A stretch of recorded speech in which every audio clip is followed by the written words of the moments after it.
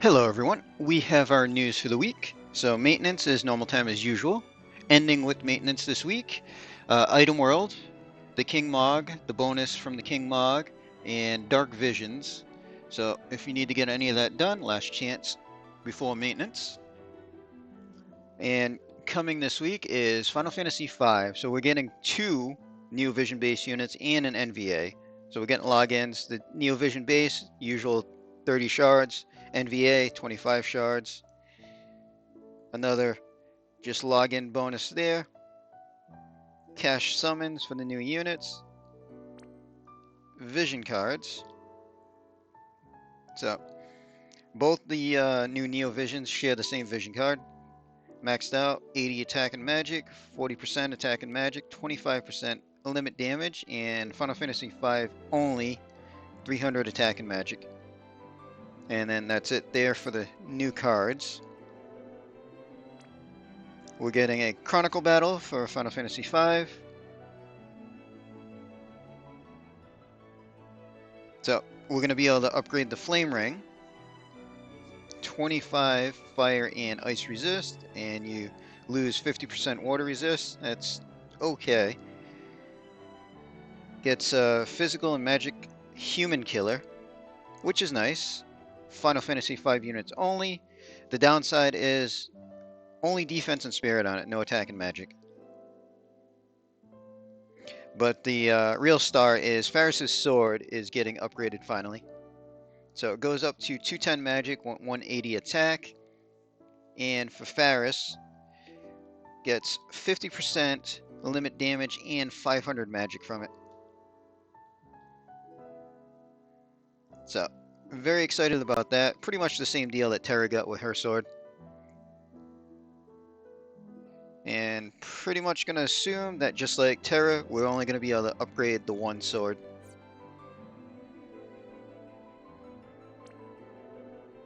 We're also getting a Chronicle battle with Gilgamesh, which is going to have another mystery crystal. Still telling us we're going to be used at a later date, so don't know how far away that's going to be.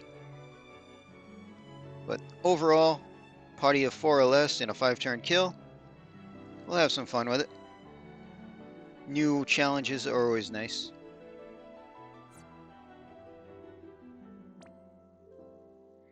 So the Final Fantasy V event is going to be a raid. So usual deal with everything there. Some of the items, Ninja Suit, 37 attack, and 20% fire resist. Could be handy. Okay attack with the fire resist there. Galoof only fist weapon, 190 attack with 90 defense and 50% health. Actually kind of nice for Galoof. The armlet, 46 magic is okay. 8% mana regen for turn is okay. 4 limit crystals per turn is kind of the nice part for any mage that needs fill limit fast. We're getting another lock to unit killer. So this time it's going to be Galoof, Warrior of Dawn Galoof only. And it's Fairy Killer, 50%, attack and defense 50%. So at least it has the attack and defense on there as well. And then just a killer for anybody is going to be a 25% Fairy Killer, both physical and magic. And then at the bottom, we are getting challenge to fight against page 64. So this should have the usual 2 different difficulties for the usual rewards there. So another little challenge we'll have some fun with. And the banner themselves. So we're getting Summon Elena, Warrior of Dawn Durgan, and Warrior of Dawn Galoof is getting his NVA. So from a quick look here, it doesn't seem like there's any global changes to him. So the step up they're doing is the 3 steps at 4,500, and then you get the 4th step free. Still need 10 tickets to choose one of the units. So that's 2.5 laps per pity if you need to go through the pity. Alright, we can take a look at the units on the JP side. So first off, Galoof and his NVA. So he gets 75% damage mitigation and 100% provoke, which for his tank mode, very nice. A Graviton Cannon chaining move, which we actually haven't seen many of that lately. Just okay there. Big thing is triple cast though. Tank with triple cast is very nice. Passives, 3000 health and 500 attack, and 40x mod to all his physical attacks except for limit. Gets 200% defense in spirit. 200% defense, spirit health, and mana is 100%, so that's always nice. Big thing though, equipment defense 200% with or without shield, and he gets 100 chain cap. 150 beast killer, 200 plant killer is just, I mean, in his tank mode, it's okay.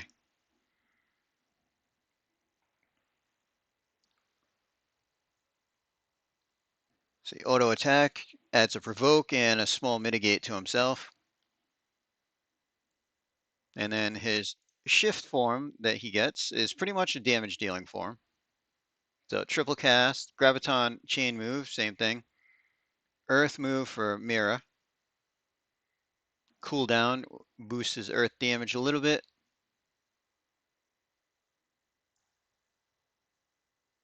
So a couple of things to note. So he seems to be set up as a dual wield unit, but his chain modifier cap of 200 doesn't seem to be limited to dual wielding, so you can build him as double hand and still get the full cap. He does want to use fist weapons, which is not really an issue. And his LB, 100% beast and plant killer and a 150x, 24 hits, so it should be triple mirror chaining. So not too bad overall. I have enough, I think, to get him the EX2. I have to double check everything there. All right, next up, we can look at Warrior of Dawn Dorgan. So his regular trust is a materia 50% attack, 40% beast and plant killer. I really don't like 40% killers. Like, why not just give us 50? His super is a sword, 200 attack, which is very nice. And then I believe that is Final Fantasy V only, get the 500. It's either, no, I think that's the Galoof and everybody, but 500 attack, 50% limit damage for at least himself. So he is a super limit burst unit, so his main kit, a little bare bones. Mirror chaining, lightning, and wind. He's got a graviton move as well. He can actually entrust, and he's got a Magnus boost lightning and wind damage.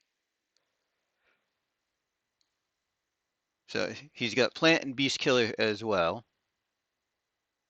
And the main thing is his limit burst. So base limit burst, 120 lightning and peril, 25 lightning boost, 150 limit damage, and a 150x 24. So again, should be triple mirror chaining. And the super version, 130 lightning and peril, 35% boost for lightning, 100% beast and plant killer, and a 300x. Again, 25, so it should be triple mirror chaining. Overall, he's not bad. I mean, this is pretty much the standard that we've been seeing with the non-premium super limit burst units. The super version is just a 300x mod. And then summon Elena, who seems to be the main focus. So her TM is actually kind of nice. 50% magic and spirit with 30% evo and 25% evoke damage. Having spirit on that is nice because we don't have many spirit evo stuff. Super clothing, 75 magic, 45 spirit, 30% evo magic, 40% evoke damage, and 100% Esper stats. And then for, I believe, Lenna, only on that. Okay, so essentially the Final Fantasy V summoners get the 300 magic and spirit. So for Ferris, very nice. For herself, super nice. So this unit is a little unique. So infinite turns, so she's not a trance shift, but there are limitations on how fast she can shift. So Once you shift, you're locked in for 4 turns. And once you go back to base, you need 5 turns before you can shift back, so you can't jump back and forth between the rolls. Her base form seems to be her evoker form. Fire and Wind boosting Magnus. She's got Graviton as well. Evoke Chaos Wave Awaken, 40x. So that's kind of standard for Evoke regular moves, 40x modifier. So she is magic based on her Evo. And she does have a heal, so she can play a little bit of healer. It does take Esper Crystals to cast her heal, though. So she puts up fields with Carbuncle, Golem, and Tetra. I do believe everything is a plus 50% elemental buff, so it should be light, earth, and wind. But not sure how I feel about buffing everybody's resist, because it also buffs, I believe, the enemies as well. So her limit burst maxed out 70x evoke fire, 4-turn auto revive for 100%, and 50% fire buff aura. So 24 hits should be triple mirror chain. Her shift form is more of a debuffer. So fire and wind Magnus still. She does get on turn 3 mirror chaining move, which honestly does quite a bit. Split into 4 hits at 72x. Only thing is it's a cooldown, so you can only cast that once. But she does have 130 Wind and Peril, but it also puts a 100% Provoke on her. She does get 2 Mirage stacks with it as well. And she's got Wind magic damage. Doesn't say Evoke. I'm going to guess this is fixed damage. 85% all break to one enemy and 120 Wind down on the Mirror Chains. She's got a Graviton move as well. Again, magic. And then her Limit Burst, 100x magic damage, 86% break to all enemies, and 140 Wind and Peril. So the 140 Wind and Peril is nice. 86% break to everything. I mean, it's decent. We have a lot of 85% breakers though. So, I mean, 1% is nice, but we also have a bunch of 87, 88, 89, 90 breakers. She does do her 70% all break to all enemies at the start of the turn and everything, and it looks like her auto attack is a 75 to one enemy with wind magic damage. She does have Beast and Plant Killer as well. And again, her chain modifier cap seems to not be linked to dual wielding, at least the way that they word it here. But she is kind of set up for dual wield as she doesn't have any double hands passives. But the chain modifier not being limited really helps out with options when building units. So overall, I think she's a decent unit. She's a little odd to use overall, but I've always liked Lenna as a character. As far as if I'm going to pull, this is actually one of the banners that I was going to skip. So we're just going to hope to see her as an off banner at some point. She does have some nice materia and super for other evokers though. So even if you do get her, she does have quite a bit of uses. As far as the others, Dorgan, I mean, he's kind of cookie cutter to a lot of the other super limit burst units we have at the moment.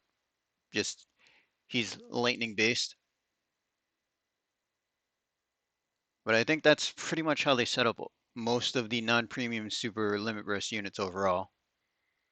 And Galoof will be fun to play with. I have enough, like I said, to probably EX2 him right away. So anybody that's deciding to pull on this banner, I wish you luck. The units aren't terrible or anything. They're just not premium, so they're not super powered. And that is pretty much all the news we have. So we're going to end this video here. Hope everybody enjoyed.